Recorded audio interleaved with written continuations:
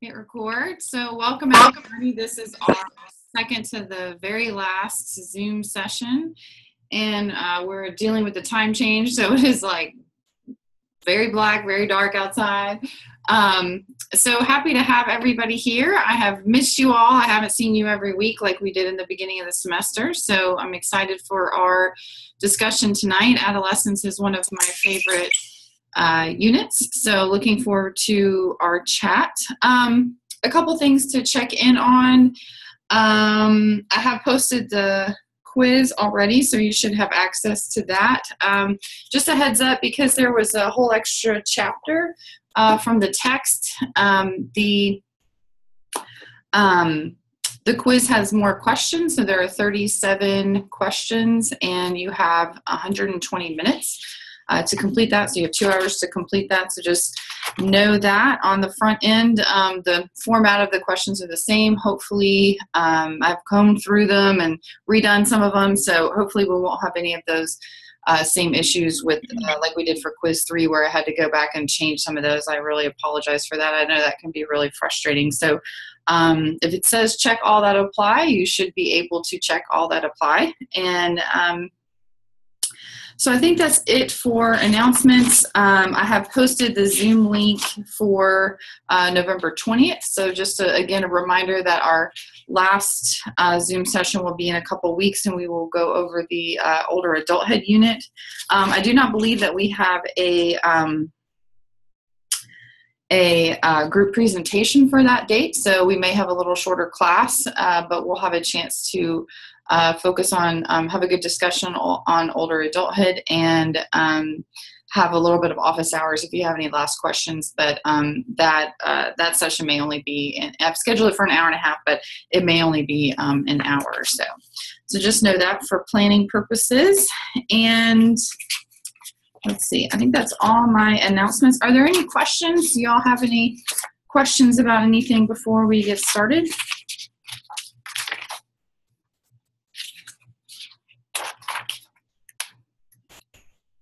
I appreciate you continuing to email me when you have questions or concerns about anything. Oh, everybody should have received the message. I think I've gotten most of them. I'm still waiting on some of the message about submitting group contribution statements for your group presentations. All the instructions are up there. They don't have to be an APA. I don't think this should take a too terrible amount of time, but you can just submit in bullets your response if you haven't done it yet, and just make sure that you're answering all of the questions for both yourself and each of your group members. That way, you know, when I look across the whole group, I can really I don't know, kind of compare, make sure that they're the same things. It's hard to fairly evaluate when I don't get kind of the same amount of information from each group member. So I really appreciate y'all taking the time to make sure that you answer those questions in detail. And you will submit that using the assignment link under the group presentation link under the assignments tab on Canvas. Okay. So I think that's it.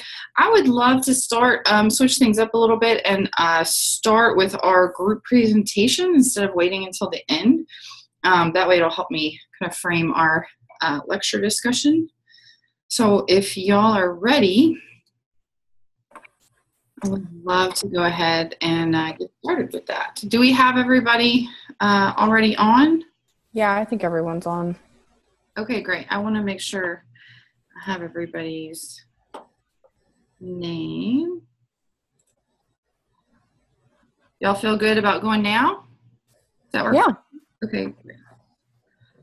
Give me just 1 second. I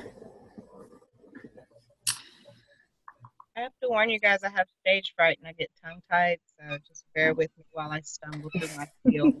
You know, I used to be the same way, and used to really get really pretty panicked when I had to speak in public, kind of no matter the size of the crowd, but certainly when there was a lot of people, and certainly if I was being recorded. So No pressure. This is why we have you all do this. It's a learning experience. It's, practice makes perfect, and no pressure. We want your amygdala in the back seat. We do not want fear to drive the show today. So which option did you all choose? We chose the first one. Okay, option 1. All right, let me just get my timer up, and then the floor will be yours. And I just hit share screen to get the PowerPoint up, correct? It should work just fine. And just tell me whenever you're ready. Okay, I'll go ahead and... Oh, and just don't forget when you're talking, just at least the first time, to introduce yourselves. Okay. Paige, I'll go ahead and start introducing everyone, and then...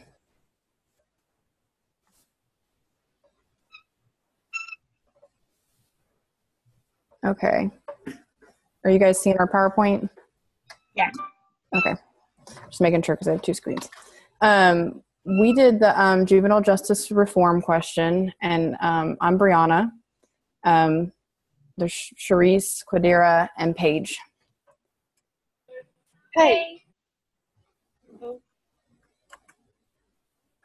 Hi. And I'm trying to get it to go.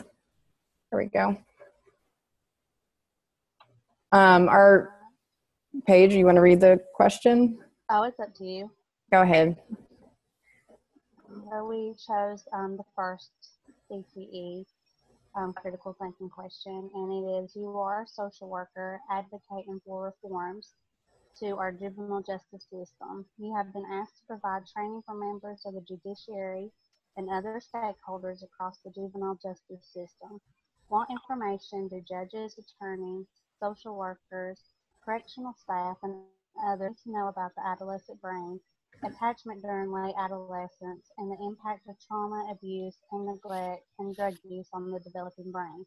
What, if any, information from the Adverse Childhood Experience Study is relevant to advocating for juvenile justice reform? So first we're going to discuss the adolescent brain. The prefrontal cortex is the part of the brain that is located behind the forehead. It is shown in pink on the picture below. The prefrontal cortex is responsible for planning, organizing, and judgment. This portion of the brain experiences an increase in growth between ages of 11 and 12, and is followed by a phase of pruning and organizing of new neural connections throughout the teenage years. Due to this pruning phase, the brain of a teenager loses 1% of the gray matter every year. Even though the prefrontal cortex grows throughout adolescence, it is the last region of the brain to develop, and does so in a person's mid-20s. As this portion of the brain matures, adolescents can reason better, develop more control over impulses, and make better judgments. Next slide, please. The amygdala is also a portion of the human brain that expands during adolescence. This part of the brain is shown in purple on the image below. It is associated with emotional and intuitive gut responses. Studies have shown that teenagers use this reactive part of the brain instead of the prefrontal cortex, the thinking part of the brain. Thus, adolescents are more prone to make impulsive decisions with a reduced amount of concern about the future consequences. Next slide, please. The cerebellum is located towards the back of the head. It is shown in brown on the image below. This part of the brain is involved with the coordination of muscles and physical movement. It also undergoes dynamic growth and change during the teenage years. Some recent studies suggest that there is also activity in the cerebellum when the brain is processing mental tasks. Next slide, please. The corpus I can pronounce this word right. Callosum is shown in green on the image below, and is a fiber system that relays information between the hemispheres of the brain, and is involved in creativity and problem solving. The fiber systems influence in language, learning, and associative thinking grew more rapidly than surrounding regions before and during puberty, which is a similar period to the growth of the precortex, but fell off shortly after. These findings reinforce the idea that the ability to learn new languages decreases after 12 years of age.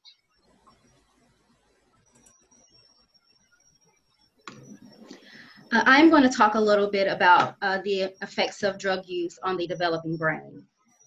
Adolescence is a unique period in neurodevelopment and marks a period of rapid development between childhood and adulthood involving complex social, biological, and psychological changes.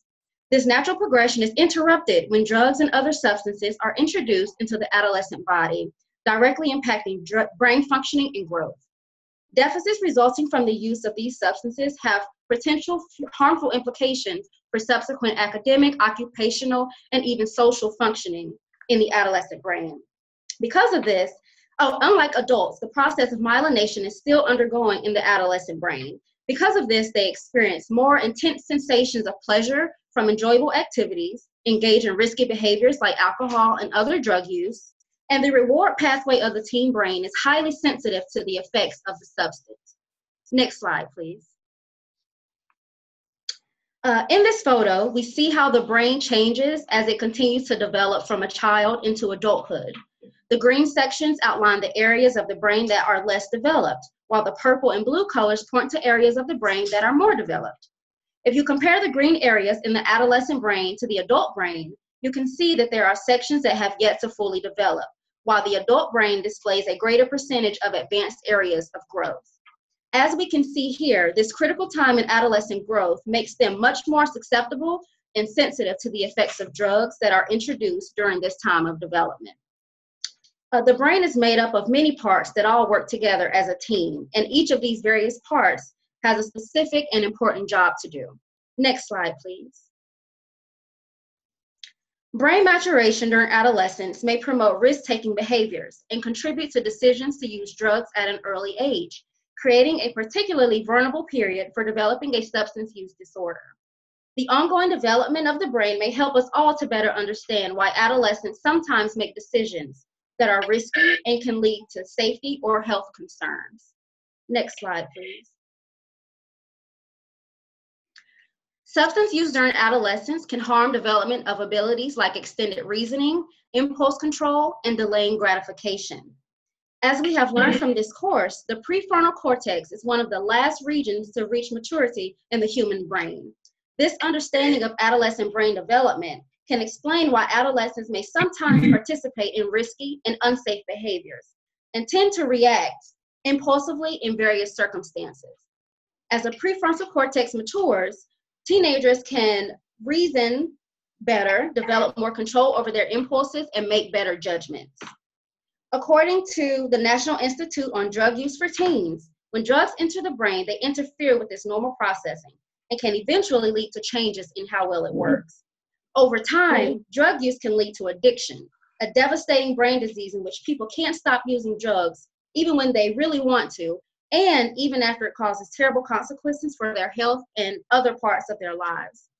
Alcohol and other addictive drugs increase the number of reward-related chemicals in the brain. For instance, the substances flood the brain with a chemical called dopamine, which generates feelings of euphoria, relaxation, or even relief from everyday stress.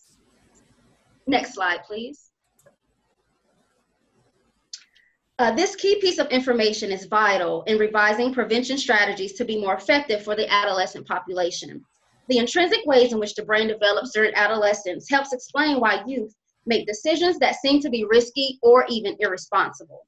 Recent brain development research also tells us that drug use during adolescence may significantly increase a young person's risk for developing a substance use disorder later in life.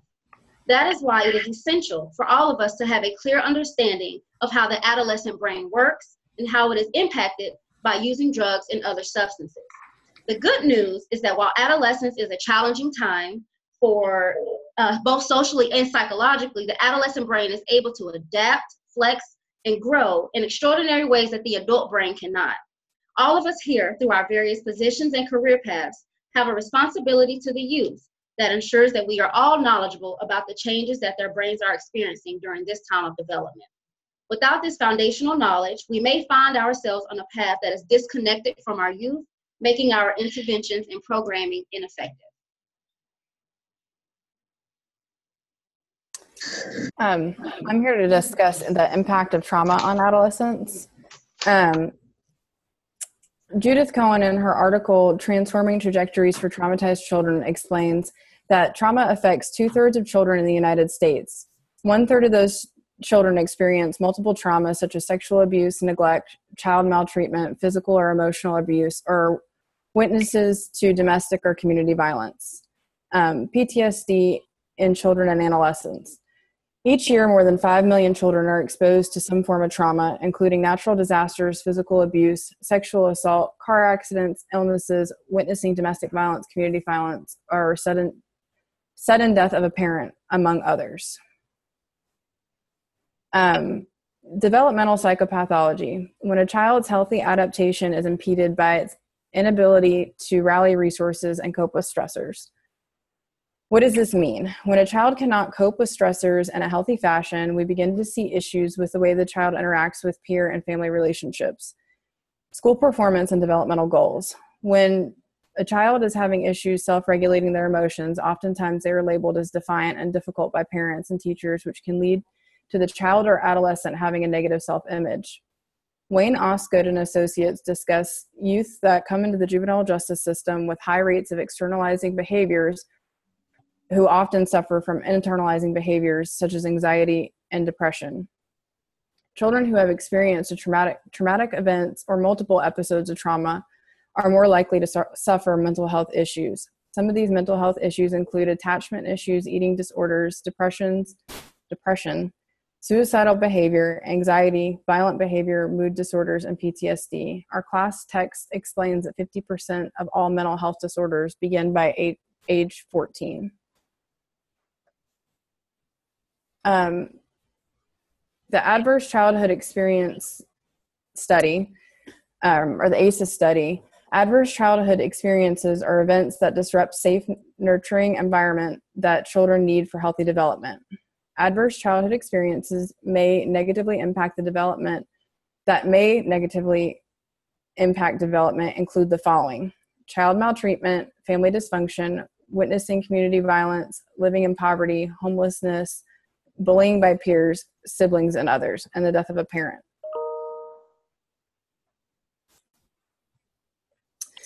The ACEs study discovered that children with 4 or more adverse childhood experiences were at a greater risk for issues with healthy development, significant health issues, and mental health issues as well.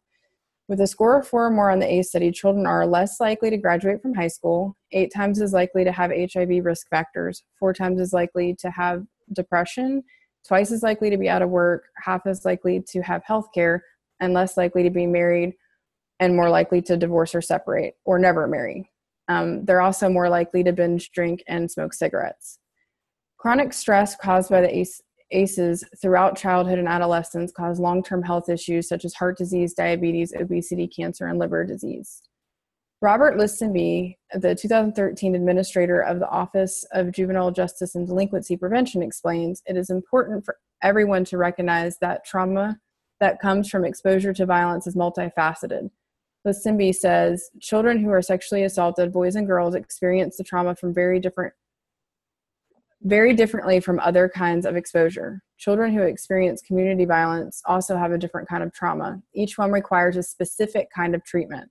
We are at the beginning of the era of understanding the impact of exposure to violence and the kinds of treatment that are needed. We're going to be dealing with this for a long time." Understanding adverse childhood experiences and how they affect adolescent behavior can help members of the juvenile justice system assist juvenile offenders with seeking treatment for trauma-related issues. Current problems with public policy involving at-risk youth transitioning into adulthood. Eligibility criteria that exclude youth from services that might benefit them. Inadequate funding for transition services. Lack of coordination across service systems, and inadequate training about young adult developmental issues for service professionals. Many states spend more money on prison cells for juvenile offenders and less offer early intervention, family counseling, and treatment. There isn't a point of no return for young people who have experienced trauma. Young people in foster care have often experienced a range of stressful and traumatic experiences. There's a window of time, though, to counteract the damage caused by those experiences. Adolescence in that time, adolescence is in that time, and it offers a tremendous opportunity for young people. When the adolescent brain is exposed to developmentally healthy experiences, it can actually rewire itself. That can help any young person, regardless of prior trauma, get on a better path to a bright future. Judith Cohen provides possible solutions. Early and effective identification of trauma impact in children and adolescents, evidence-based trauma-focused psychotherapeutic interventions for traumatized children, evidence-based psychopharmacologic treatments for traumatized children as these become available, integrated trauma-informed systems of care, and outreach and collaborations with primary care providers, and training to the next generation of child and adolescent psychiatrists about all of the above.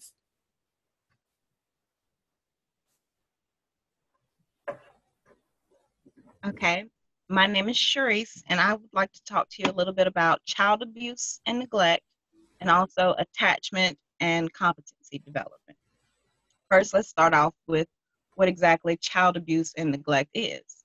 At a federal level, the Child Abuse Prevention and Treatment Act defines child abuse and neglect as any recent act or failure to act on the part of a caretaker, which results in death, serious physical or emotional harm, sexual abuse or exploitation, and or act or failure to act which presents an imminent risk of serious harm. Next slide. Possible signs of physical abuse and neglect that you're more likely to see in the juvenile justice system include, but are not limited to, frequent absences from school, begs and spills, lack medical care, consistently dirty or poor hygiene, insufficient clothing.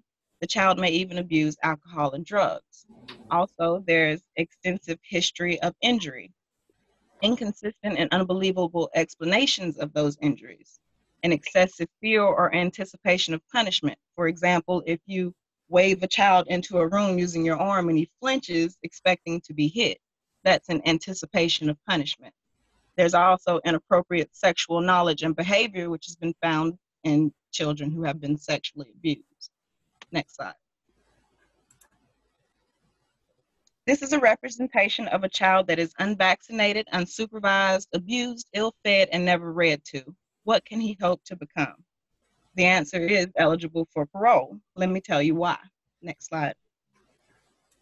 Impacts of physical abuse can include aggression, reactive anger, oppositional behavior, social immaturity, attachment problems, post-traumatic stress, violent play, developmental delays, neurological impairment, poor problem solving, physical injury, self-destructive behaviors.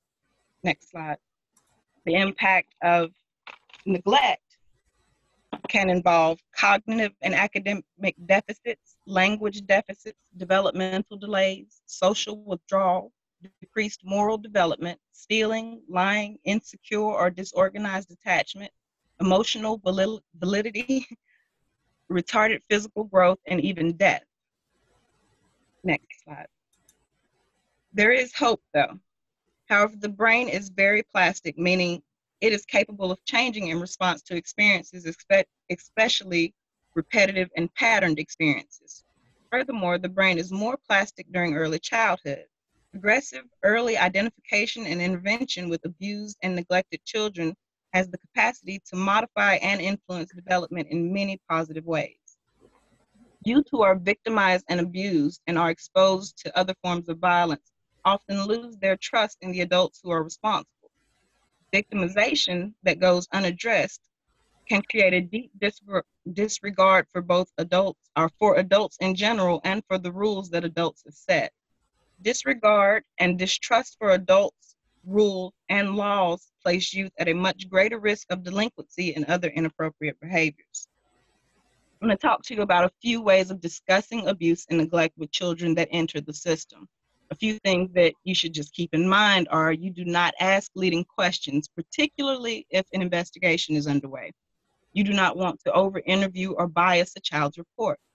You want to encourage the child to express his abusive experiences, but do not pressure them to do so. Emphasize the child's safety now in the present moment, and praise the child for telling the truth and encourage the honesty. be an active listener, and most of all, remain calm when answering questions and use simple, direct terms that they can understand. Next slide.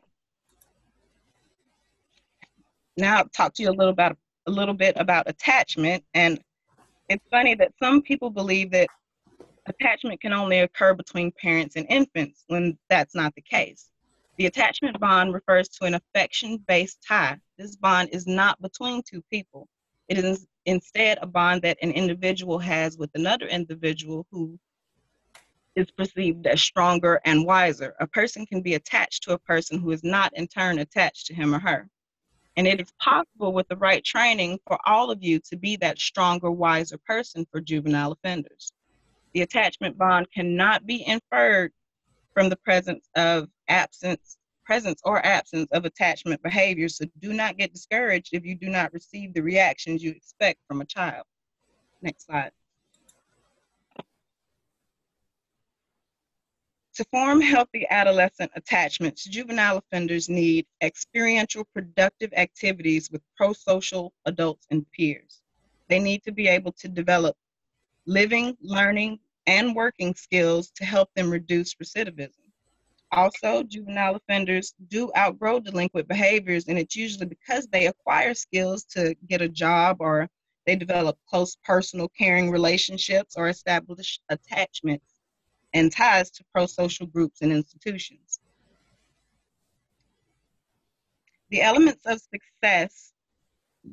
successful intervention programs must be guided by the core principles of brain development. The brain changes in a use-dependent fashion. We've all heard that old saying, if you don't use it, you lose it, right? Well, it's very true in regards to brain functioning.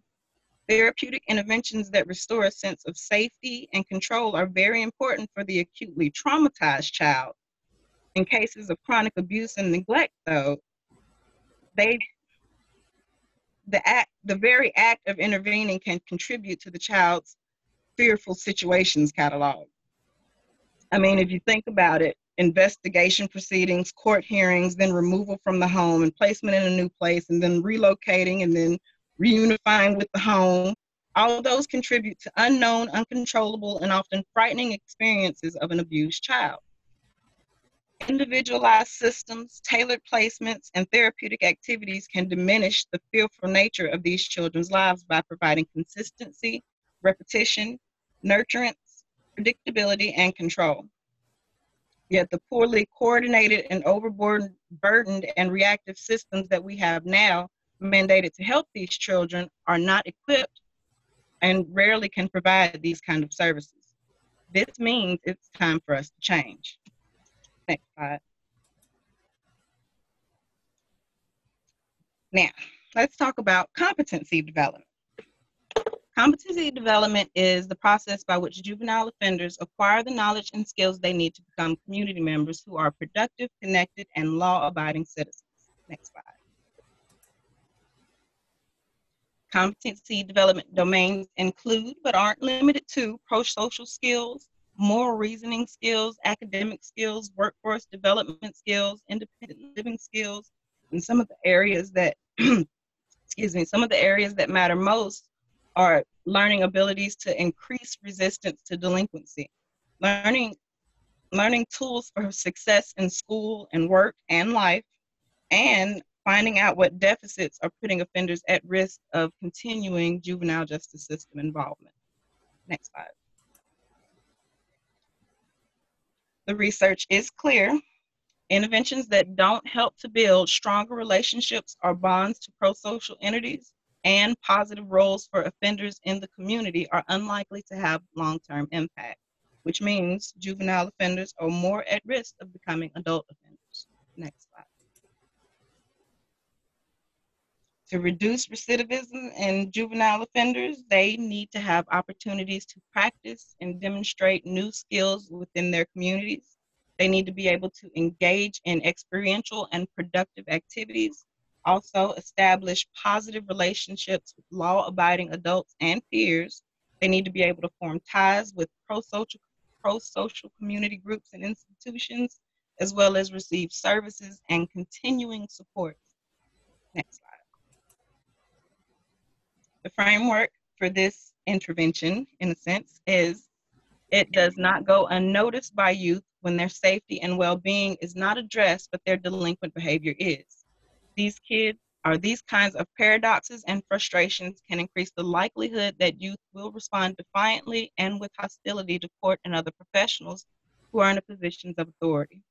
System professionals would benefit from recognizing that imposing only negative and punitive consequences will likely do little to change the youth's patterns of aggression, rule breaking, and risky behaviors, because such a response does not address the impact of traumatic stress on that child. By recognizing and addressing the role of trauma in the lives of the youth, the court and other systems can become more effective in meeting the needs of the justice-involved youth and the needs of the community.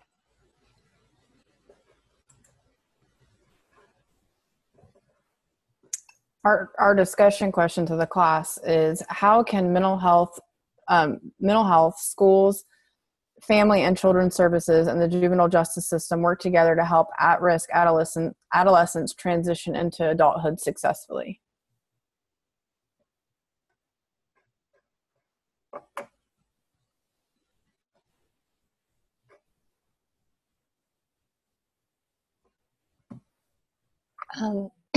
You can provide mental health services through the school system, like during the school day.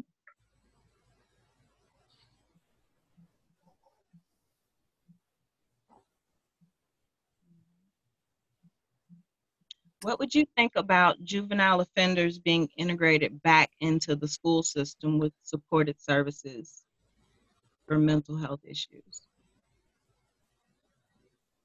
Do you think there would be an issue with other parents or with school boards? Or I think it would be essential that only those that need to know, like the school officials and those involved in providing the services for the children, are the ones that are aware. But I'm not sure that's possible, because you would be putting people back into the school system that have committed crimes, so then it would seem like there should be open communication about that in the community. And then that's where the problem lies in trying to integrate them in the most, open way possible without marking them, essentially. That's true. So in your, study and all of that, did you see anything that showed whether it would be possible to integrate them without alarming parents, or is that something that would have to be reported to them? I would say that it would depend on why the child was in the juvenile system. If it was, let's say, a violent crime for this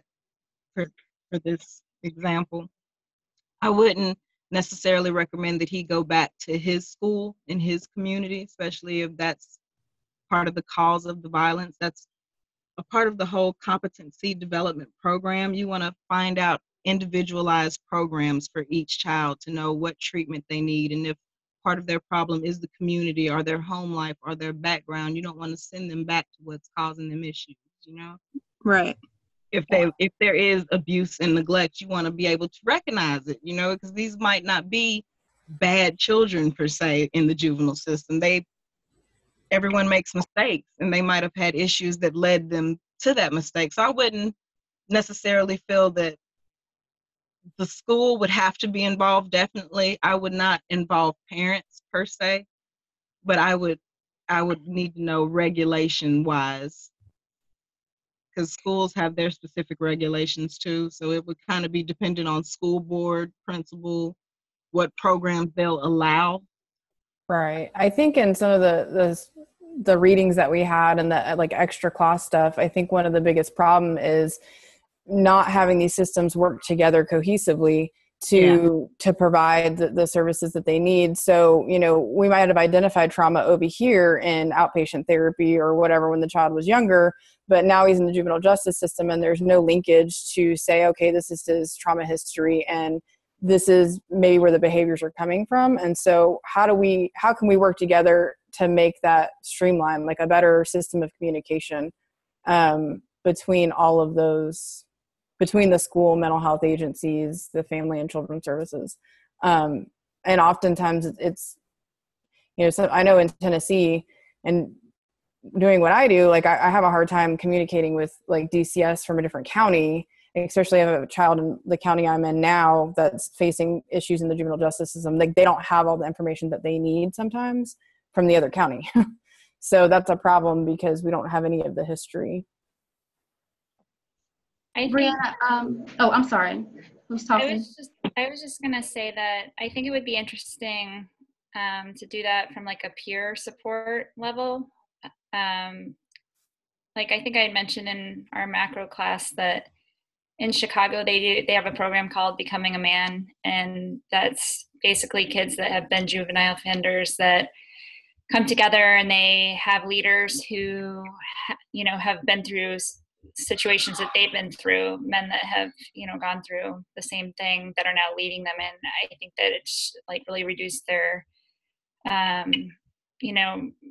their crime rates and help with their high school graduation and everything. I think that's a good system. I also think it would be interesting, if, like you were saying, Sharice, not sending them necessarily back into the schools that, where they had the problems in the first place, but if there could somehow be like a peer support system in a different school in a different community where, at least seniors and juniors could maybe be sort of mentors to younger adolescents. And I don't know how that would work, but I feel like it could be helpful for both the people the kids that were mentoring and the kids that have had the issues.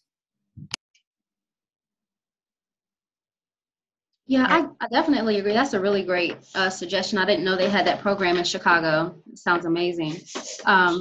Brianna and Sharice, both of you make me think about, especially with the juvenile justice system and working with the at-risk community, it made me think about the issue of labeling. And, when you make these choices when you're younger, you're living in these neighborhoods and, sometimes it's survival. But when you're labeled as a felon or you're labeled with these charges against you, it's really hard to advance into adulthood and to be able to take care of yourself and your families. It's really something that literally hangs over your head. And so thinking about the juvenile justice system, I just wish we could figure out a way to get from under that and recognize these underlying traumas and, these ACEs that are, causing these issues in these children's lives as they try to transition into adulthood. And that's the bigger issue, is the systems that we're battling here, especially as social workers, battling systems and resources. And that's how I view it. So I think the best answer to our discussion question would be along the lines of the best way to change is within the community. If that system is a public system working for that community, if you could organize the community, we'd have to start small and work our way up. Because we need a whole separate school program. Yeah. I hate to use the term alternative school, but that's basically. I almost wonder if there would be a way because when we're talking about schools, there is going to be like a liability issue, like Angel kind of mentioned in the chat. There is going to be a liability issue of, what information are we required to give the parents sending their peers to school? But then also, I wonder if there would be a possibility of having separate schools where, there's a blanket statement of some children in this school could have previously been in the juvenile system. That way it's a blanket statement, the awareness is there, but there's not a target on those specific children. And the only people who would know what children it was were the people who are specifically in their program to help bring them out of, their experiences. And then that way they have the reintegration, they have the support through, the specialists that they're seeing in school, because they do have behavioral therapists in there.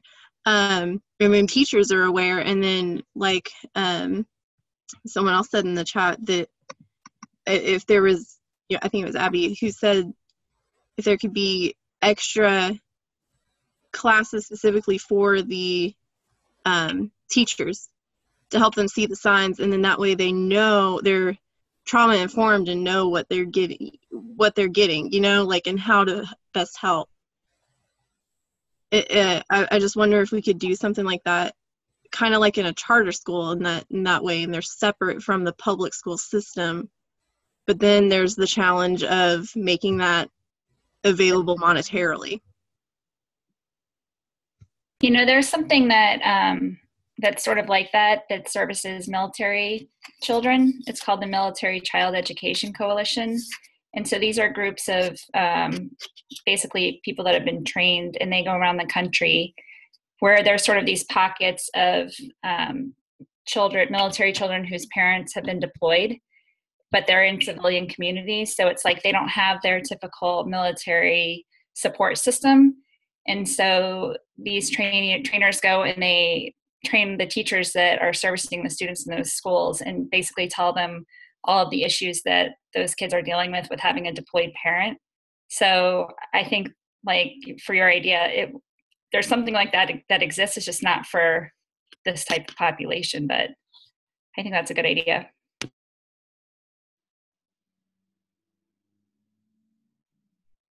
I agree. I think it's a good idea. I honestly think it would be a good idea if all schools taught moral reasoning and workforce development and independent living skills. You know, that's a good skill for every child to learn, but funding, it's always down to the money, I would suppose.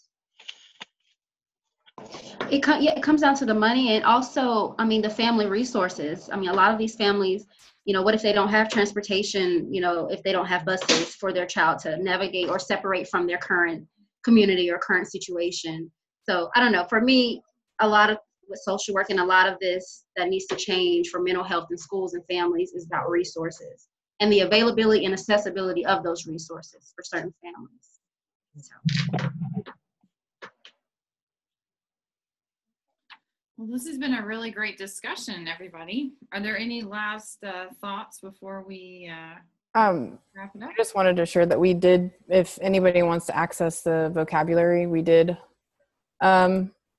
most of them. There was one that we searched very hard and low for and could not find, and are pretty convinced it doesn't exist. We know there's a theory, but it was the inoculation effect. We couldn't find it. Okay, all right. I did. On that. Okay. I did like, we Googled it and we came up with a theory, but I didn't want to put something in there that wasn't what was, you know, going to be talked about. So we tried, but everything else we got in there. But it's available for everybody else in class if you wanted to go on our PowerPoint where we posted it. So on the discussions part. So I just want everybody to be aware of that. And that's it. Thank you for doing that. That's really helpful.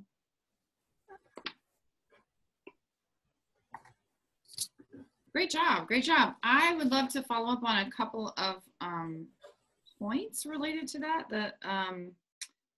A few things to think about. First of all, I love that you really, that your group really kind of balanced the concepts with the, you know, the CTE question and the issues, and then really kind of brought the policy focus in there, because that really was part of it. And as you all know, you're taking a macro course right now, many of you, so you know that that's a big part of social work, is we really look at things through that the ecological perspective and the systems, and we understand that children are not just islands unto themselves. They operate in family systems and communities and these larger systems. And this particular question was related to the juvenile justice system, which is an especially vulnerable population of kids in our country.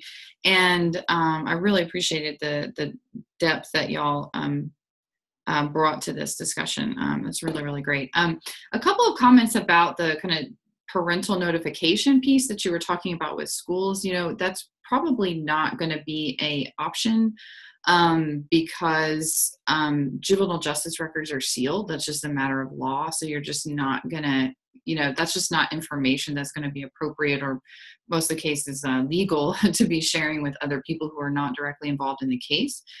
Which is going to be most people who would be at the school, unless there was a specific incident or something like that that happened, but that involved a particular school personnel. So that's probably not a route. But I wanted to also pose a question, and you'll have some time you'll have an entire semester next semester when you take policy to think about these issues. And I hope to have many of you in my section of policy. I absolutely love it. Is thinking about how kind of just taking a step back and looking at, if you look at the juvenile justice system as a whole, and I absolutely, Sharice, I love that the Buffington, I'll have to take a look at that article, that the quote that you have, I thought it really summed up really a major kind of point here. I thought that was an excellent quote. I wanted to sort of take it with me. I didn't want to change it a bit. It was sometimes you just need to quote. Yeah, that was a good one. Sometimes you just need to quote, and you just had one, so that's good. So, when you take a step back, it's like, what is the whole what is the whole mission of the system itself? And right now, for the most part, and I can especially speak to this in Tennessee, it may be different in other places, but it's pretty common that the juvenile system in most places fell under the Department of Corrections. So just that one policy piece, just not even thinking about anything else, the entire lens on these children, because they are children, they were viewed through a punitive lens. So the whole point was to punish, kind of more guards and more bars was sort of the order of the day. And in Tennessee, for example, I think it was 1996 before the Department of Children's Services was developed. We didn't used to have that. That was kind of a different thing. But that brought child welfare and juvenile justice together. So you were actually seeing these kids not through a corrections lens, but actually through more of a child welfare lens. But even that was its own kind of beast. It was, kind of had its own problems, but at least you were having a different conversation. So when we think about policies and the way that systems are set up, and all of the administrative structures that put the policies in place, they are all based on values. So what do you think the value of the system, and probably in most places it's relatively similar, although there may be, like in Chicago, that was a great example that you shared about the one program, but what do you think are some of the policies that are, or the values that are driving the juvenile justice system as it kind of currently stands today?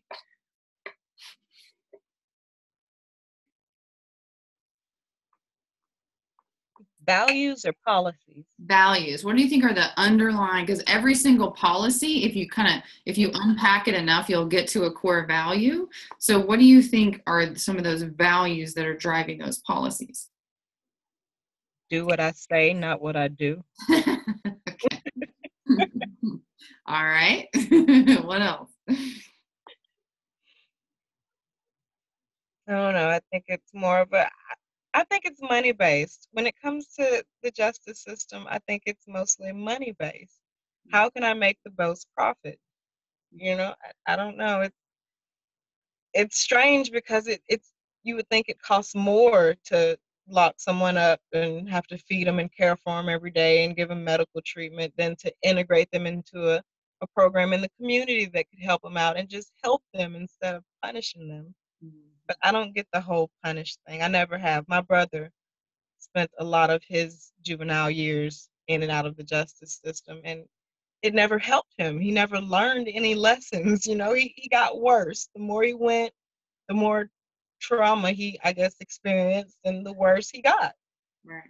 When you think about it, separation, especially if you're in a lockdown facility or any kind of residential facility, that's in and of itself an ACE, because you're under the age of 18 and you have a separation from a caregiver, which is why I had the piece there about attachment in adolescence. So if you have that, what happens when you maybe securely attached, and maybe there wasn't secure attachment when you're younger, and maybe that's kind of part of what's driving some of the issues. But sometimes you are, and so separating from that caregiver isn't in and of itself going to be a trauma, and then let alone what happens to you while you're there. And basically there's not rehabilitation. That's why I love that Buffington quote, because it's talking about, like, of course people are going to you know, act a certain way. I kind of say, like, you want somebody to act like an animal, put them in a cage, you know, like it's, you know, people really, we've talked about this all semester, people respond to their environments. When you have an environment that is, you know, you're in that kind of a facility or going through that type of a system that's not really there to help address your core issues. It's more about kind of punishment and behavioral concerns that may or may not even apply to adults. That's the other piece, is a lot of these kids are going through systems for reasons like things like truancy or, you know, other issues that may only apply to, you know, not showing up for school. Things like that actually don't even really apply to adults. So what are some other, let me just get one or two other thoughts from folks about what some of these values may be that are driving the way the system looks now.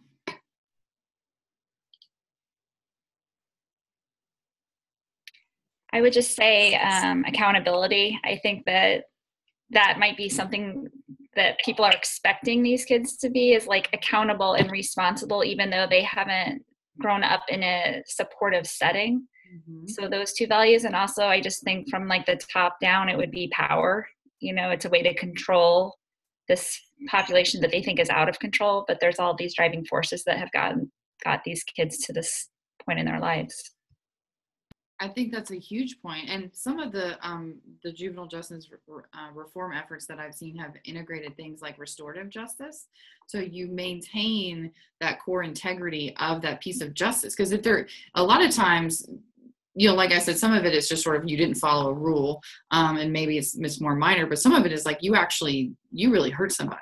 You know, you committed a crime, you stole something, you assaulted somebody, there's a big, maybe sometimes you even murdered somebody, but there's, you know, these really big issues, and there is a need for accountability, and there is need for justice on both sides. There's a social justice issue of how are we treating all people, and then there's the whole side about the victims, the people who are harmed.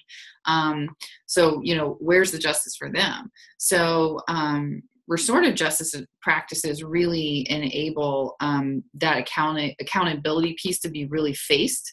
You actually sit, for those of you who aren't familiar with it, and if you aren't, I really encourage you to look it up, because there's some really fantastic things going on. But you actually essentially sit in a circle and have a face-to-face conversation with the person that you harmed, and they share with you how your behavior directly impacted them, and you go through this kind of very systematic, like, accountability piece, and you're able to hear both kind of the perpetrator and the victim are able to sort of kind of come to an agreement about something, or at least have a conversation. And it's kind of part of the healing process on all levels. So the person who committed the crime is able to be held accountable, but also to psychologically, you know, directly hear how they harm somebody. So there's a lot of other opportunities to figure out, like, what's a way that this could go where it could actually, people could be better on the other side instead of worse. So we understand that they did something wrong and that really things need to be corrected, and you've got to address, you can't just sweep it under the rug. But how do you do that in a way that doesn't cause greater harm all the way around? And when you're dealing with people's at a state in their lives where their brains are still developing, they may not really be fully conscious or aware of the implications of their decision, may not even really be realizing that they're making a decision. I know I've probably said in here before, you know, depending on which data you look at, 60 to 90% of the kids in the juvenile justice system have a history of being adjudicated dependent neglect. These are kids who were in the child welfare system before because of something their parents did, or maybe they lost their parents and they were in the foster care system and then found their way into the juvenile justice system, probably because of some of those externalizing behaviors for some of those internal states like anxiety, depression, lack of attachment, trauma. I mean, so you're really talking about a population of kids who really need healing, kind of regardless of what has happened. But it's a delicate and potentially controversial discussion. So I appreciate that comment. Okay, we've got a few more minutes. I wanted to cover a couple of key points to make sure that was understood from the lecture for this week. So I'm going to go through just a couple of pieces really quickly and see if there's any questions. I'm going to go ahead and share my screen. Okay, so I think the group presentation really covered a lot of this, so I'm going to kind of run through this really quickly, but just a reminder, and really one of the main features of this unit is to really drive the point home that with our increased understanding of kind of looking at fMRIs and doing lots of research over the last couple of decades, we know now that the adolescent brain, and really even the kind of emerging adult brain, it is completely unique. It does not look like a 12-year-old brain, and it does not look like a 32-year-old brain. It is its own animal, and with that, it just has its own features, and so it's a really unique time. We've talked about it being the last really sensitive period, so that whole idea of kind of use it or lose it, this is a great time to have those interventions that can really help to shape an adolescent brain, help and really shift the entire trajectory of somebody's life. You know, when you talk about kind of the pruning of synapses is very, very active, and the connections that are left become strengthened through these you know, myelinated axons that just the more they're used, the more that kind of neurons that fire together, wire together, those connections are strengthened to the degree that they become relatively permanent. Not to say that they can't change, because your brain is always plastic, but this is that last push of a really highly plastic period where you can make some of these changes that really become the patterns that will shape the rest of your life. Things like athleticism, reading, you know, playing sports, even certain aspects of socializing, being on your phone, being on the computer, how, you know, basically, especially about how you kind of go and seek out rewards. So basically behavior that feels good. So things like, you know, use of drugs and alcohol become a huge piece to consider here. So a little bit, I wanted to touch on the kind of risk and rewards, and I think the group mentioned this, but I just wanted to kind of drive this point home a little bit more, is, you know, dopamine is a huge factor here, and you're going to talk more about that in your Intro to Psychopathology class next semester. But dopamine is something that is pretty complex in the way that it works in the brain. And if you haven't watched all the videos that are embedded in this lecture, you know, please make sure you do that, because it kind of talks about this, especially the TED Talk.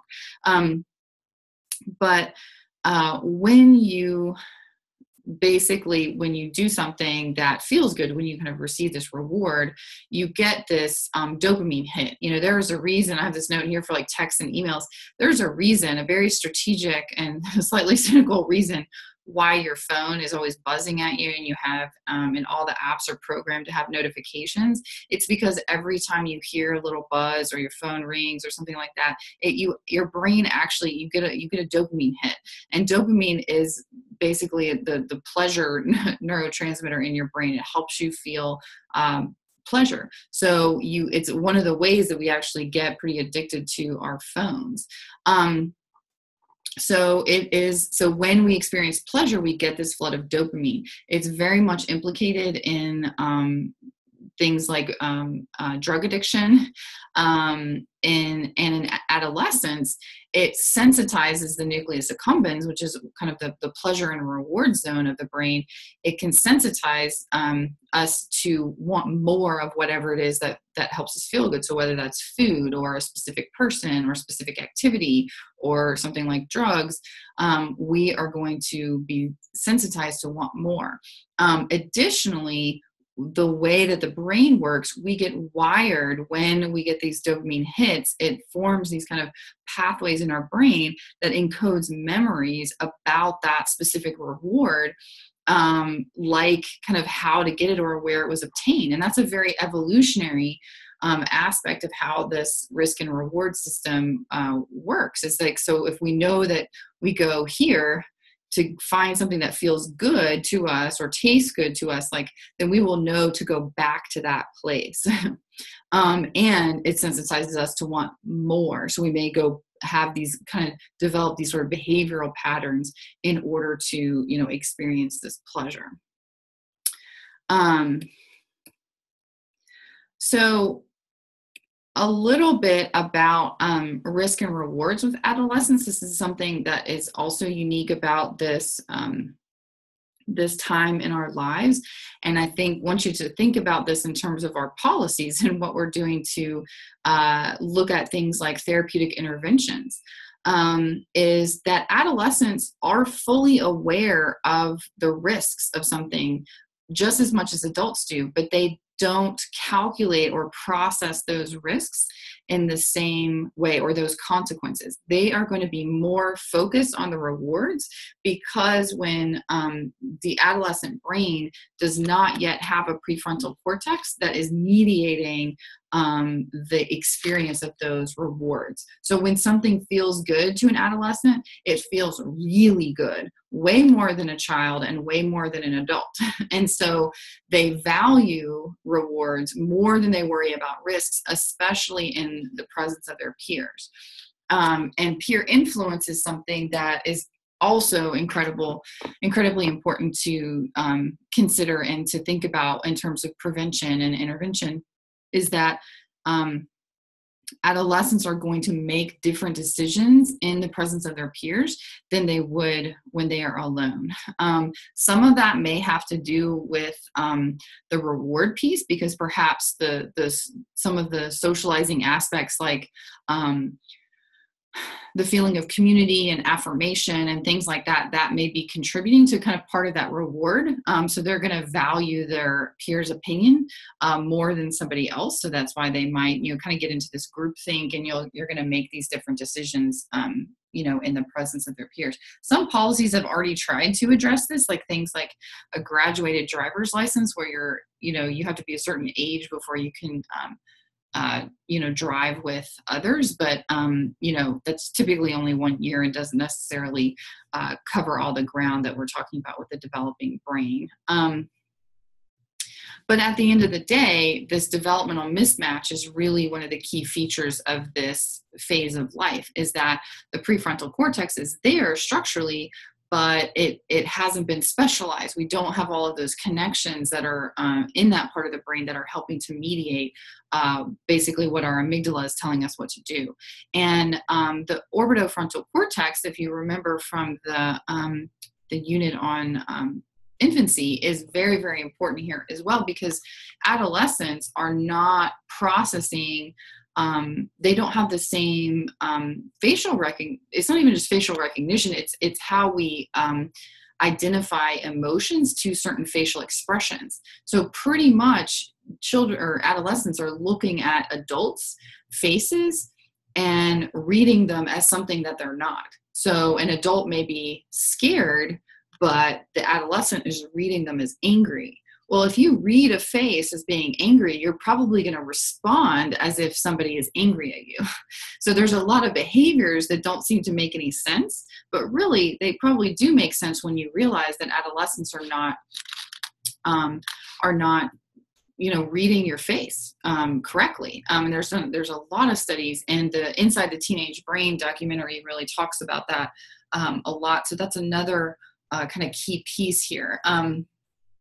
So these parts of the brain that are involved in executive function and decision making don't work as well together, because the amygdala is essentially in the driver's seat. When they looked at the fMRI imaging of adults looking at people's faces, it was the prefrontal cortex that was lighting up. When they were looking at adolescents looking at faces, it was the amygdala that was lighting up.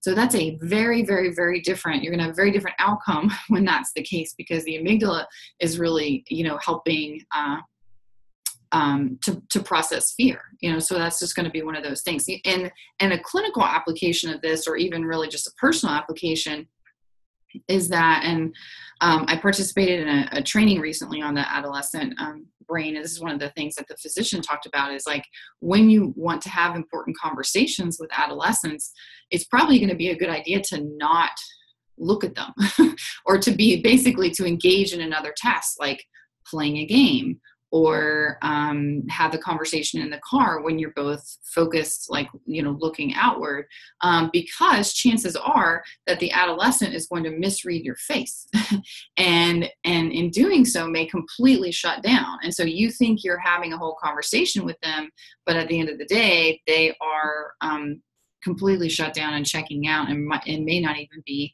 hearing what you're saying. So another strategy with looking at this is that because adolescents are not going to respond to things in the future because your prefrontal cortex isn't fully online, you are going to take immediate consequences or immediate rewards into much more consideration than you would long-term consequences. So something like a message around anti-smoking that says you will get lung cancer, develop lung cancer in 20 years is not going to have the same impact as, an immediate consequence. Like, if you smoke, this will happen today, or this could happen next week. That's going to be something that's going to be a lot more important and relevant to an adolescent than those kind of long-term consequences. And also this whole idea about the reward piece of this being much more important than the risk.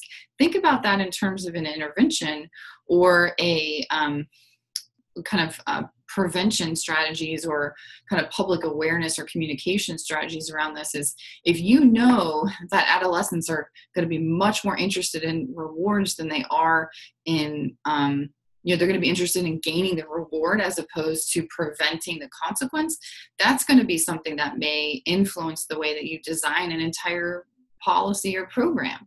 Can anybody think of any examples where that might be really relevant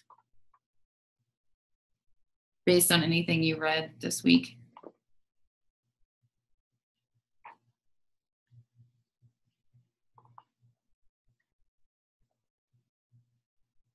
Any ideas?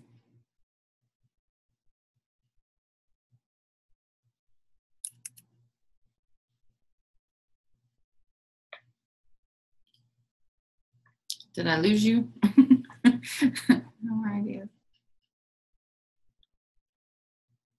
Yeah, thank you, Sydney, for that comment about body language. Is absolutely key here.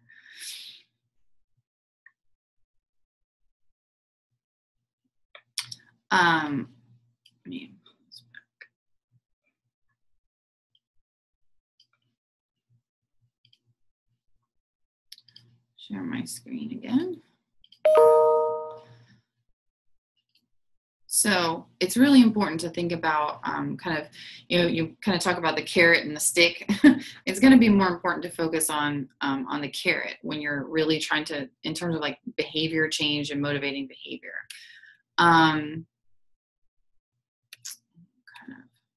Okay. And lastly, these last two videos are really, really important about alcohol in the teenage brain and marijuana in the teenage brain. It's one of the things that I've talked with a lot of students about, and just thinking about culturally is there's a lot of messaging around there, especially with laws that have been passed to legalize marijuana, that people have this, many people, not everybody, has this perception that it's a safe drug. And it's really important to consider that it is absolutely not a safe drug. I don't know that there's really any substance that alters your consciousness, including caffeine and alcohol and cigarette smoking and other kind of drugs, prescription drugs. There's not really many substances that are truly safe or don't have any kind of side effects. So when you think about the impact of that on the developing brain, it's especially important. And I love those two videos. They're very watchable. So if you currently work with teens or young people, they're great videos to kind of save and download for use, and that you can share them, or if you're a parent of an adolescent, they really do kind of help explain some of those key points about how both alcohol and marijuana can affect the developing brain. So highly recommend those if you haven't watched those. So I'm going to kind of wrap it up there. I know that was really quick, but it's about 20 till 7. So are there any questions or comments or concerns or anything else that you want to make sure that we touch on and cover before we end here tonight and go into the office hours?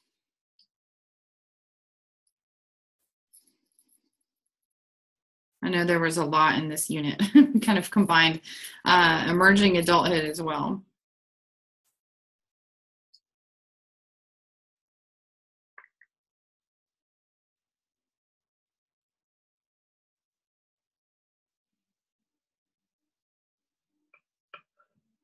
Okay, well, if there is nothing else, I will go ahead and stop recording and hang out for the rest of the time for office hours. Please continue to email me with any questions, and I will look forward to connecting with y'all in a couple weeks. And we are definitely in the home stretch of this course in the semester, and so you all will get a nice long break in December. So I know, woo! All right, I'll see you guys soon. Have a good night.